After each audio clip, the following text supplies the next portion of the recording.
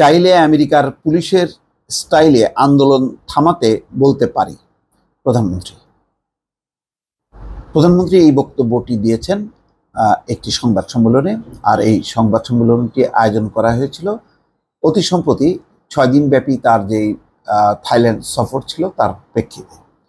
সেখানেই তিনি তার লিখিত যেই বক্তব্য থাইল্যান্ড সফর নিয়ে সেটি শেষ করার পর নানা বিষয় নিয়ে স্বাভাবিকভাবে সাংবাদিকরা যে প্রশ্নগুলো করেন তার প্রেক্ষিতেই তিনি বলছেন। প্রধানমন্ত্রী বলছেন, আমাদের এখানে আন্দোলন করছে, আমি বলে দিয়েছি তারা আন্দোলন করছে করুন, অথচ আমি চাইলে আমেরিকার স্টাইলে পুলিশ দিয়ে আন্দোলন থামিয়ে দিতে পারি। বৃহস্পতিবার থাইল্যান্ড সফর শেষে তিনি এই সংবাদ সম্মেলন বলছেন। শেখ হাসিনা বলছেন, কেউ কেউ আন্দোলন করে যাচ্ছে ফিজিক্যালি এবং ডিজিটাল প্ল্যাটফর্মে, আমরা কাউকে বাধা দিচ্ছি না। আমরা যদি আন্দোলন থামাতে আমেরিকান পুলিশি স্টাইল ব্যবহার করি তাহলে কেমন হবে?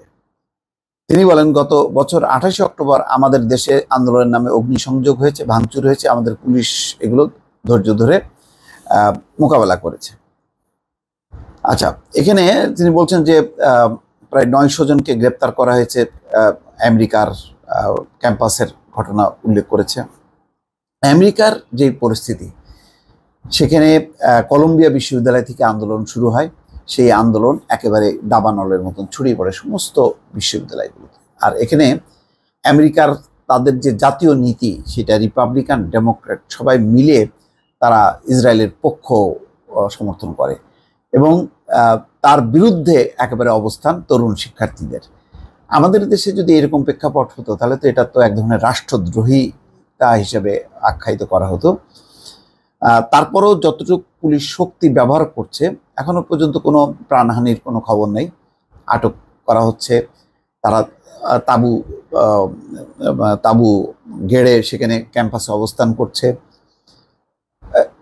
অর্থাৎ তাদের একটা যেমন আন্দোলনের অধিকার কিছু তারা এনজয় করছে, আবার পুলিশও বাধা দিচ্ছে, বহিষ্কার করছে, সবগুলো হচ্ছে। তো এই ঘটনাগুলো যে সমালোচনার বাইরে তা না, মানে এটা সমালোচনা হচ্ছে, কিন্তু এটা বুঝতে হবে যে এই পরিমাণ বিপুল বিক্ষোভ, সেই বিক্ষোভের তুলনায় কিন্তু শক্তির যেই প্রয়োগটা হচ্ছে সেটা কি একেবারে মাত্রাতিরিক্ত?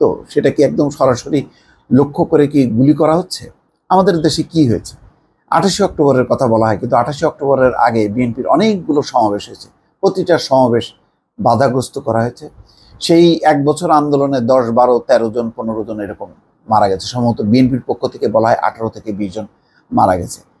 28 তারিখের ঘটনাটা, সেটাও তো একটা নানা বিতর্ক আছে যে কাকরাইল প্রান্তের ঘটনাটা একেবারে 2 কিলোমিটার দূরে সেই নয়াপল্টনে গেল কিভাবে, কেন বিচ্ছিন্ন করা হলো না?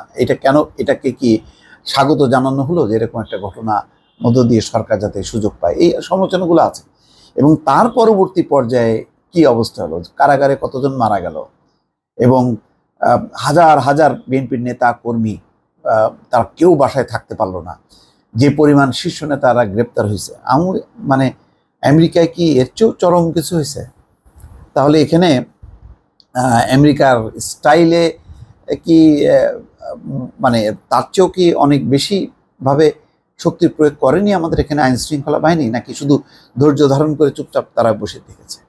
আর আন্দোলন তো হবে, এটা তো আওয়ামী লীগ যদি বিরোধী দলে থাকে তারা আন্দোলন করবে। প্ল্যাটফর্মের আন্দোলনটাকে, প্ল্যাটফর্মে হচ্ছে ডিজিটাল প্ল্যাটফর্মে যার যার মত প্রকাশ করে। আমার মত আমি প্রকাশ করব, সরকারের পক্ষে যেতে পারে, নাও যেতে পারে, বিএনপির পক্ষে যেতে পারে, নাও যেতে পারে। এটা তো স্বাধীন, মানে মত প্রকাশের স্বাধীনতা, যেটা গণতান্ত্রিক ব্যবস্থার সাথে যুক্ত। তো আমার ধারণা যে প্রধানমন্ত্রী হয়তো তার বক্তব্য দিয়েছেন, কিন্তু ওই আমেরিকার এই ক্ষোভ বিক্ষোভের সাথে আমাদের এখানে বাংলাদেশে তাদের যে দাবি দেওয়া নিয়ে আন্দোলন এবং তার প্রতি যেই আচরণ, এটা আমার সম্ভবত এক না, এবং এটা অনেক বেশি নৃশংস ছিল এবং অনেক বেশি প্রাণহানির ঘটনা ঘটেছে।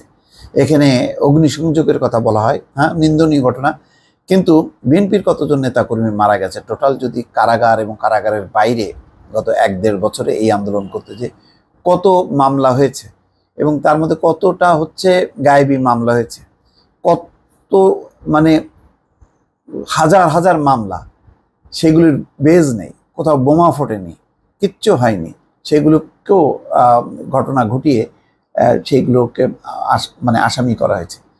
কবরে আছে তারা আসামি হয়েছে, বিদেশে আছে আসামি হয়েছে। এই ঘটনাগুলো ঘটেনি?